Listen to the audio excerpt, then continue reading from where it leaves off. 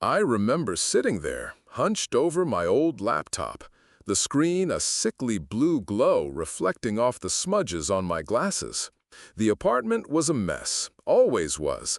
Papers scattered across the cheap coffee table, empty instant noodle cups stacked precariously by the keyboard. My stomach felt hollow, not from hunger, but from a deeper, colder kind of emptiness. Just a few months ago, I was, well, I wouldn't say fine, but at least functional. Now, the bank statement screamed at me, red ink everywhere, overdrawn, maxed out. Eviction notices were probably already in the mail. My life, my choices, they had boiled down to this: a cheap apartment, a mountain of debt, and a gnawing feeling in my gut that told me I was done, finished. I was scrolling, endlessly scrolling through some obscure financial forum, probably a last-ditch effort for a miracle, when it appeared. Not a pop-up, not a banner ad, just there. A small, almost unassuming block of text on the side. Interdimensional trading system. Unlimited assets. No limits. The words blurred for a second, then sharpened. It sounded like a scam, of course. Everything did, these days. But there was something about the font, something clean and alien, that tugged at a part of me I didn't know I had left. Desperation, I guess. The kind that makes you click on anything, no matter how ridiculous. I clicked. The interface was simple, almost too simple. A stark black background, a few white lines, and a single input field. It asked for a commodity. I typed in debt. The screen flickered. A new field appeared, asking for a payment. What kind of payment? It didn't specify. I hesitated. This was stupid. This was the kind of thing mentally unstable people fell for. But then my eyes drifted back to the stack of past due bills on my table, the eviction notice taped to my fridge just yesterday. What did I have to lose? I typed, "My deepest regret." It was a shot in the dark, a desperate, almost poetic offering. I had plenty of those piled up too, after all. The screen shimmered. A faint, almost imperceptible hum filled the air, like a distant power line singing in the wind. A new line appeared. Transaction complete. Your commodity has been processed. Payment accepted. Balance to be delivered within 24 standard terrestrial hours. I stared at it. Bullshit, I muttered, rubbing my eyes. My head throbbed. I had been up for what felt like days, fueled by stale coffee and the cold dread of bankruptcy. I pushed the laptop away, closed it with a tired snap, and stumbled toward my bed. I distinctly remembered plugging in my phone, laying it face down on the nightstand, just like I always did. The light from its screen was a headache waiting to happen. The next morning, I woke up with a groan, the sunlight searing my eyelids through a gap in the blinds. I reached for my phone, my fingers fumbling. But it wasn't where I left it. No, it was lying face up on my pillow. The black screen eerily bright, not truly off, just dark. My heart gave a little thump. I remembered, very clearly, putting it face down, every single night. I picked it up, feeling a weird prickle on my skin. Must be tired, I mumbled to myself, my voice raspy. So many things to worry about lately. I must be getting clumsy. I shook my head, pulling the blanket over half my face, trying to dismiss the small, nagging detail and claw back a few more minutes of sleep. Just a silly mistake. Just exhaustion. But the next few days weren't mistakes. They were miracles. My bank account, which had been bleeding red, was suddenly overflowing. Not just enough to cover the debts, but generously overflowing. My landlord called, not with an eviction notice, but to confirm a spontaneous, anonymous payment that had cleared my balance for the next 6 months. My sister, Sarah, who usually called to gently chastise me about my spiraling life, started texting me about some amazing job opportunity that had just fallen into her lap and wanted to take me out to celebrate. I felt lighter, free, almost euphoric. The dread that had been a constant companion lifted, replaced by a surge of something powerful, something intoxicating. I felt like I could do anything. I could fix anything. I ignored Sarah's calls, letting them go to voicemail. I didn't want to celebrate. I wanted to play. The system, that was the real answer. Not working, not struggling, just trading. I spent most of my time in front of the laptop now, the blue glow a comfort instead of an irritant. I traded and traded. Commodities I didn't even understand, for payments I barely registered. Sometimes it was a nagging suspicion. Other times, a fleeting moment of joy. I didn't care. They were just words on a screen, and what I got in return was real, tangible, more money, better luck, things just working out. A few days into this new, exhilarating routine, I was sorting through some old digital photos, looking for a distraction, a nostalgic escape. I found a video, an old family clip from a summer afternoon. My mom, young and vibrant, her arms wrapped around me in our backyard, the sun warm on our faces. I smiled, a genuine smile for the first time in what felt like years.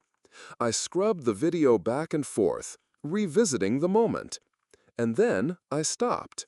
There, just beneath my mother's left wrist, barely visible in the sunlight, was a strange mark, small, like a tiny blue-black spiral etched into her skin. I leaned closer, pinching the screen to zoom in. It was definitely there. I frowned. "That's odd," I mumbled, my voice a whisper in the silent room. "I don't remember Mom having that. I mean, I really didn't." Her skin, even in old age, was clear, unblemished. I watched the video again, running it back, then forward. The mark stayed. It was always there. And then a cold draft, sharp and sudden, brushed across my exposed shoulder.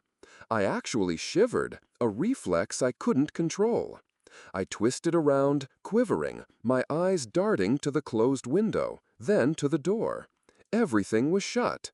No reason for a draft. I swiped a hand across my shoulder, trying to brush away the phantom chill. A prickle of unease started to crawl up my spine. It felt like someone had just been standing right behind me, watching. My grip on the laptop tightened. Something was off. Something felt wrong. But I pushed it down, rationalized it. Old video, bad quality, I told myself, my voice barely audible. Probably just a pixelation error, or a trick of the light.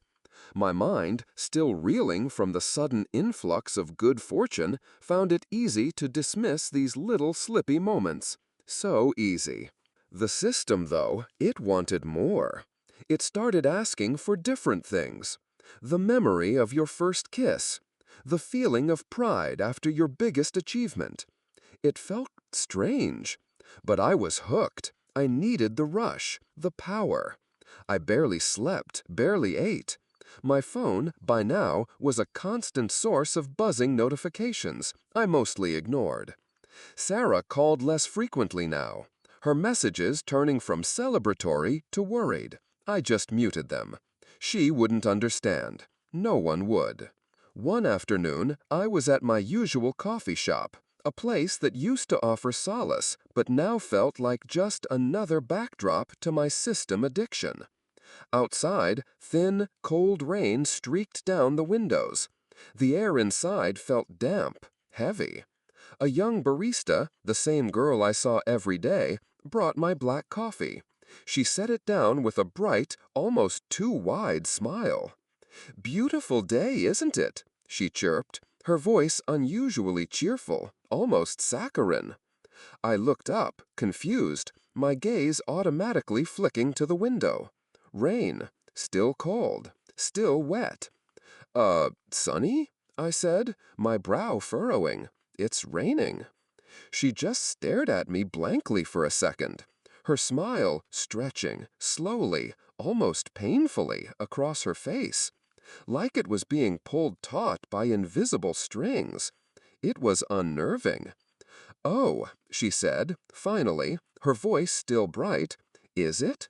She didn't look outside. She just kept smiling that unsettling, stretched-out smile. I swallowed, my throat suddenly dry.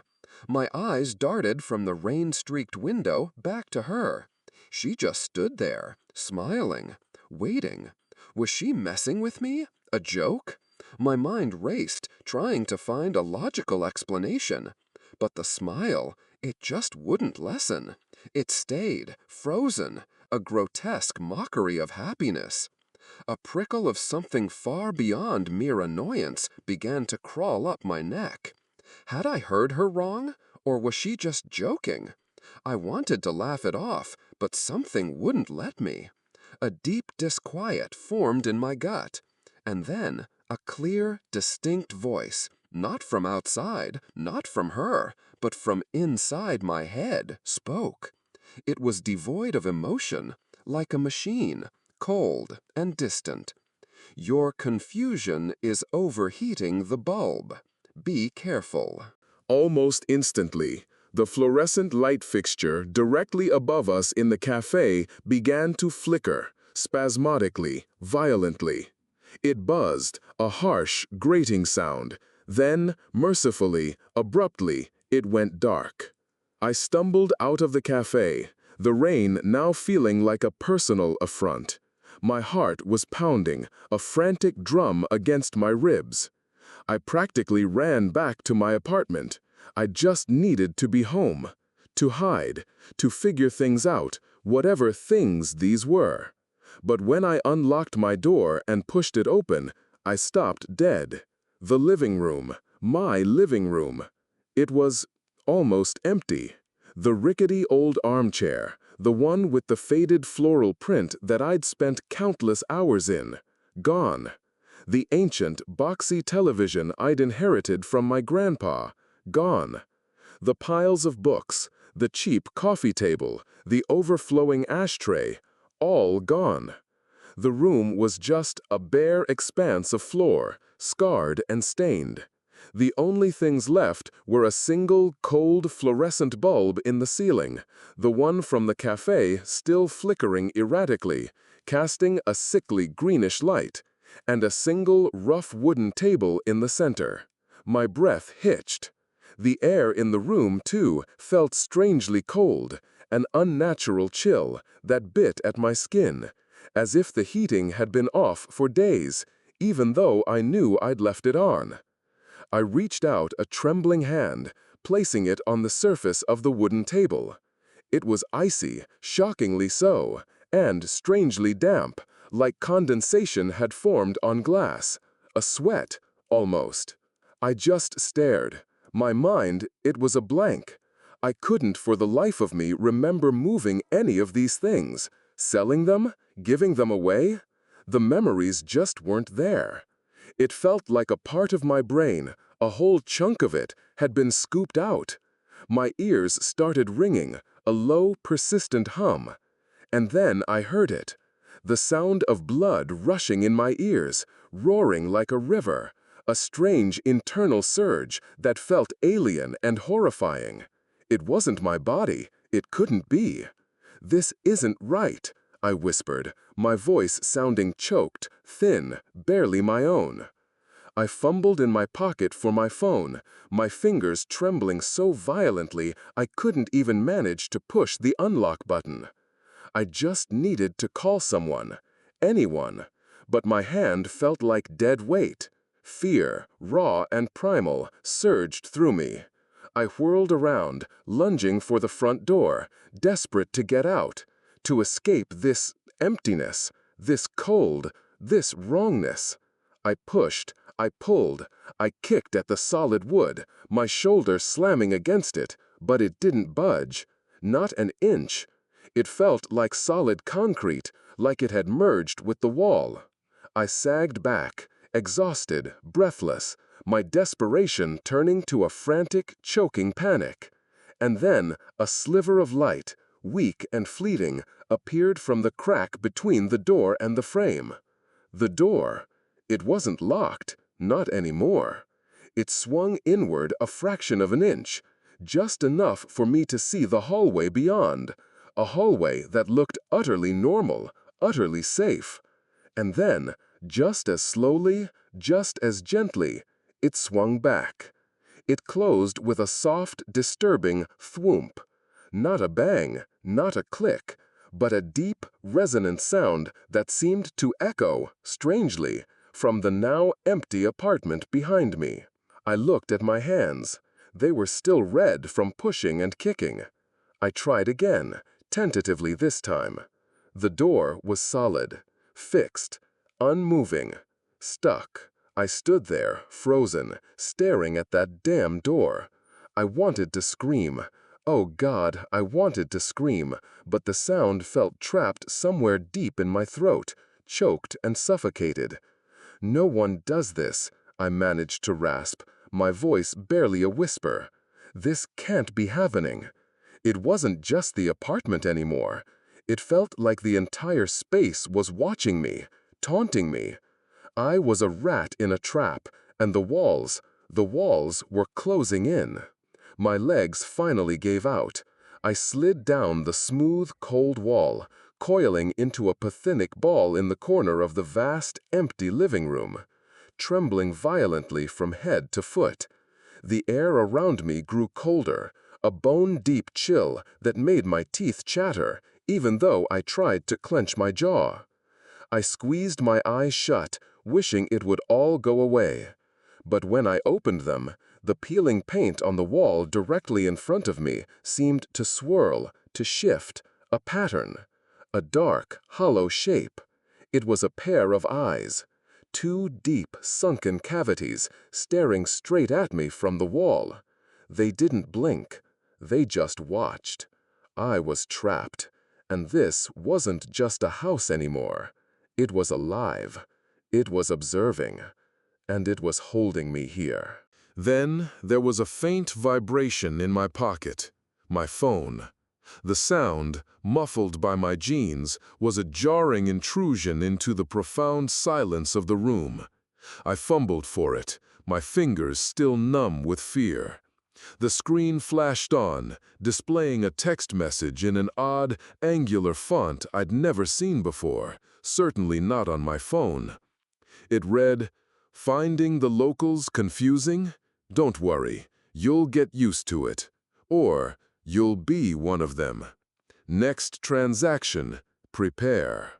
I stared at the words, my breath catching in my throat. I had no choice, none at all, to continue or to become. The fear, cold and sharp, had finally settled deep into my bones. I remember the cold. It was still there, clinging to the bare walls of my living room, gnawing at me. My phone lay on the floor where I had dropped it, its screen dark. The words from the text message echoed in my head, a metallic whisper. "Finding the locals confusing? Don't worry, you'll get used to it. Or, you'll be one of them. Next transaction, prepare." I don't know how long I sat there, curled into a ball, my knees pressed against my chest, just staring at the peeling wallpaper. My eyes felt gritty. I was tired, beyond tired, the kind of exhaustion that hums in your bones and makes your thoughts feel like lukewarm water. I had to get up. I had to, I don't know, do something. Eventually, I pushed myself to my feet, my muscles stiff, protesting. My throat was dry, felt like sandpaper. I headed for the bathroom, not really thinking about it, just needing to rinse my face, needing to see something normal, anything normal.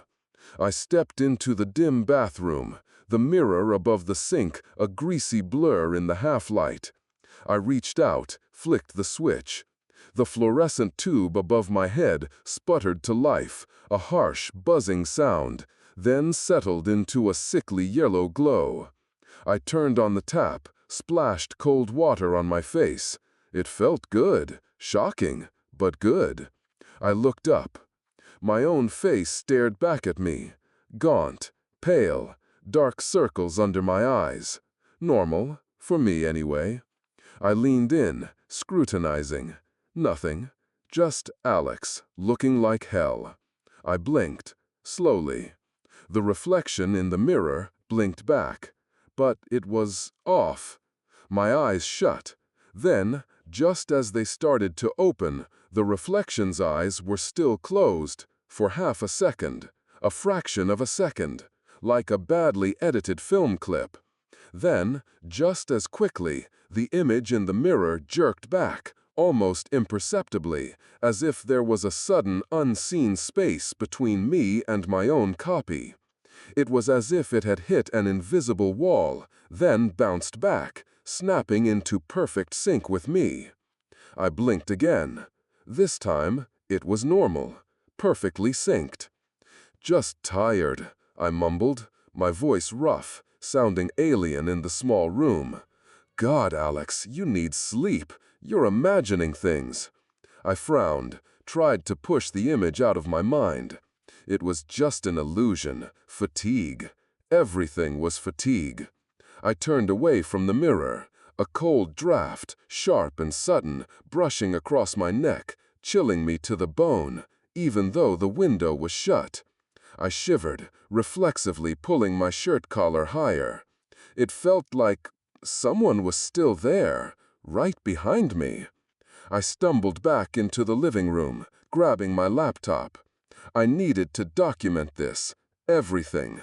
Maybe if I wrote it down, it would make sense, or at least I'd have proof I hadn't completely lost my mind. I opened a new document, the stark white screen blinding me for a moment. My fingers hovered over the keyboard. What to write? A log? A letter to someone who didn't exist anymore? I typed, "Tomorrow, I will find a way out of here." But as I typed "tomorrow," something happened. The letters appeared, then blurred. "Today, I will find a way out of here." No, that wasn't right. I backspaced. TOMORROW. I pressed space, and then the letters shifted. They shifted on their own. Tomorrow became no tomorrow. "What the fuck?" I whispered, leaning closer to the screen. I tried again, deliberately. TOMORRW. Before my fingers even left the keyboard, the letters coalesced into no tomorrow. I pounded the laptop gently, a soft tap, not hard enough to break it. And it didn't hurt, not even a little. That was the weird part, the lack of feeling, like a barrier. My mind raced, trying to process this. My thoughts, they felt slow, sluggish. This wasn't a glitch. This was... I couldn't even articulate it. How could a word just vanish? How could a concept just cease to be? No, tomorrow. The phrase lodged itself in my brain, a cold, hard knot. It felt like a part of me, a small, essential part that held on to future hope, had just been sliced away. Panic, cold and ugly, began to crawl up my throat. My hands trembled as I reached for my phone, still lying on the floor. I picked it up, unlocked it, my fingers fumbling. Sarah. I had to call Sarah. She was my anchor, my last link to normal. I hit her number, my thumb missing the button twice. The phone buzzed, then rang. A long, drawn-out ring. And then her voice. "Alex? God, Alex, where have you been? I've been so worried," she said. her voice thin and distant, like static on an old long-distance call. It sounded compressed somehow, like it was coming from a tin can at the end of a very long, rusty wire. "Sarah!" I practically screamed into the phone, my voice cracking. "Thank God! You won't believe what's happening. The apartment, it's gone, and the mirror, and the system, it's—" A sound cut me off, not from the phone, from my actual closet. The cheap, flimsy wooden door, usually warped and stuck, was now slightly ajar. And from inside, a voice that sounded exactly like Sarah's, but deeper, colder, like it had been filtered through a frozen lake. It whispered, low and guttural, "We've been waiting, Alex. It's your turn. You won't be human anymore." My blood ran cold. I froze.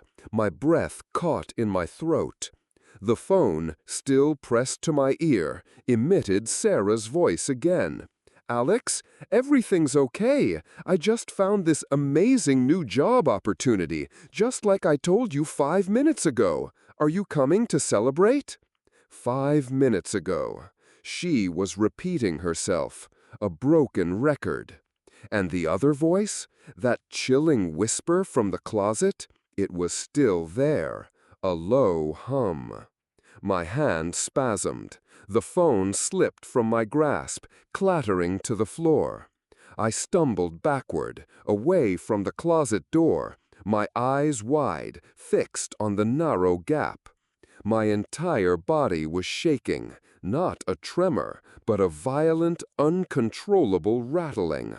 I couldn't feel my legs. I couldn't feel anything, just the overwhelming, bone-deep fear.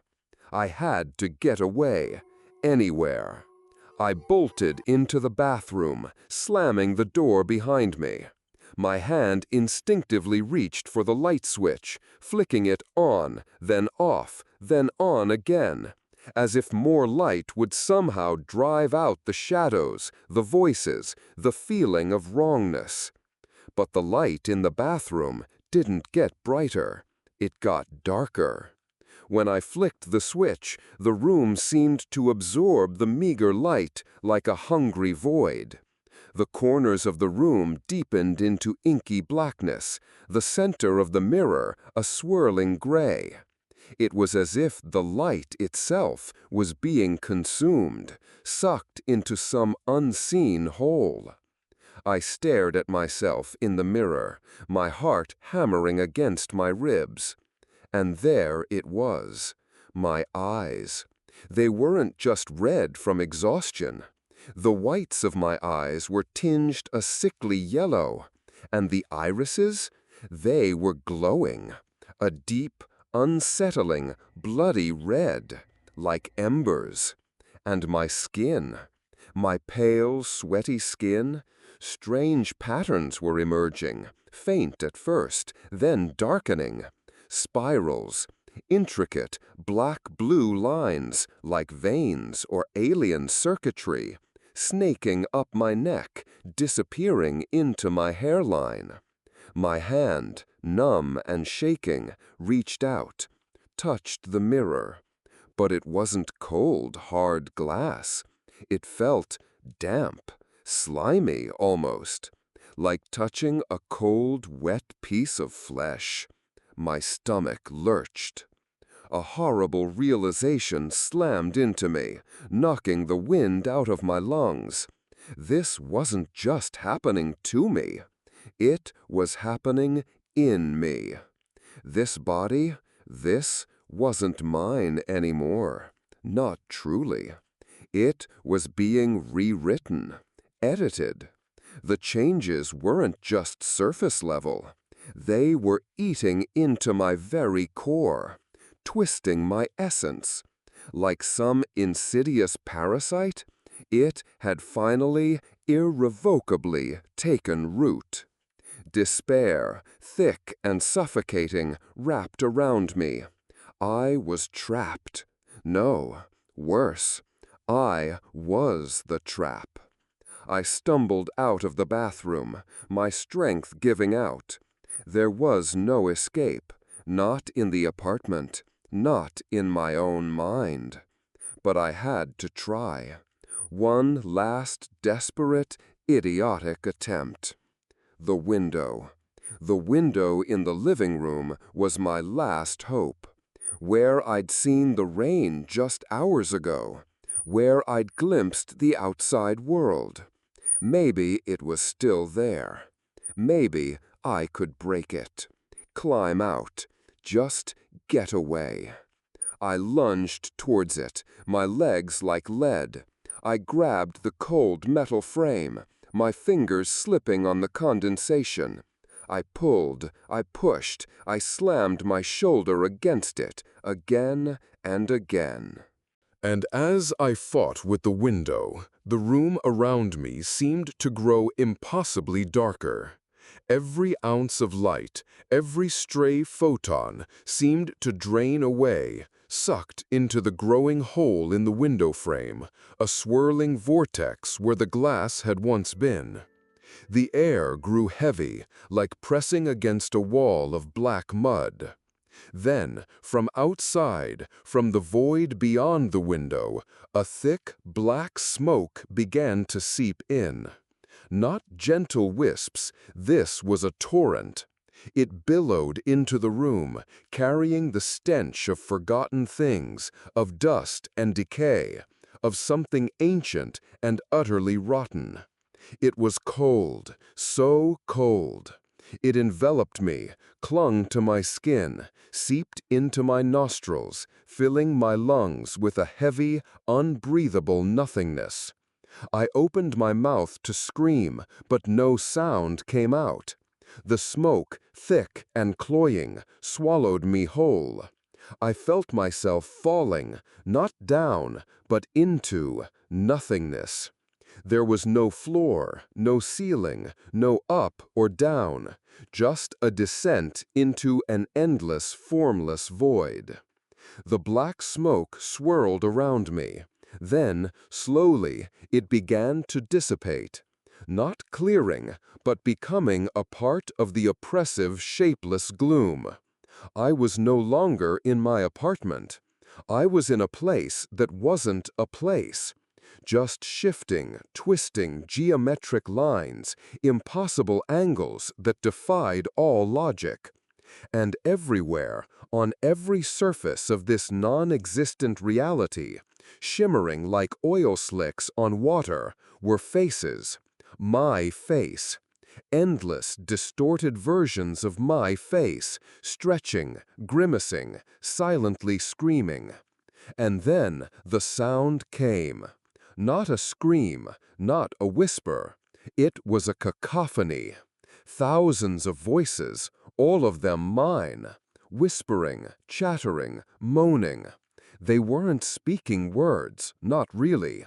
Just garbled fragments, half-formed thoughts, pleas and terror.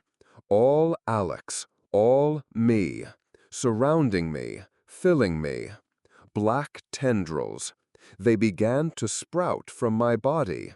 Not bones, not veins, but something impossibly thin, yet strong, like obsidian threads.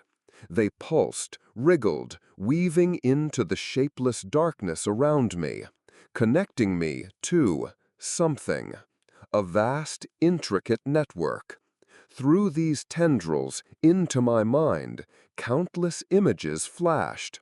Not memories, horrifying vistas of other worlds, other realities, screaming figures, impossible creatures, all twisted, all suffering, and everywhere, on the glow of countless screens, each displaying the familiar, simple interface of the interdimensional trading system. Then, before me, one last reflection solidified. Not my reflection, not the Alex I knew, not the scared man who had just touched the slimy mirror. This was an entity, My red eyes, now glowing with an internal malevolent light, were fixed on me. The strange black-blue spiral patterns covered its face, its arms. It was me, but alien, something else. The entity smiled. A vast, unsettling stretch of lips that didn't quite reach its eyes. A smile of ancient hunger, of absolute, cold triumph. It was a smile I had never seen before, and yet it was my own. Then an arm, heavy and strange, definitely not mine, rose. Slow, deliberate. My arm, its arm. It reached out, not towards me, but towards a hazy, shimmering screen that popped into existence beside the reflection of this new thing.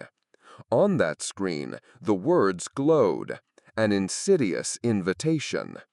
Interdimensional trading system, unlimited assets, no limits. My mind fragmented. I felt it. Not pain, but a tearing, a stretching. My consciousness, my very self, was unraveling, pulled into a million different directions, merging with the endless flow of data, the whispers, the images. I couldn't move, couldn't think. I was just there, a piece, an organic part of the parasitic cosmic network. A tool, nothing more. Then, countless other screens, tiny, almost invisible, appeared within this swirling, impossible space. Each screen showed a human face, desperate, lost, looking for an out, just like I had been. A hand, not mine, but it was mine. It moved, unconsciously. It reached out to one of the screens, touched it, and on that screen, a message began to type itself automatically. Looking for an opportunity, it read, a way out? Don't worry, we're here to help you. The voice echoed, not in this void, but in the heads of those desperate faces on the screens. My voice, but distorted, alien, filled with a terrifying, undeniable invitation. I couldn't stop it.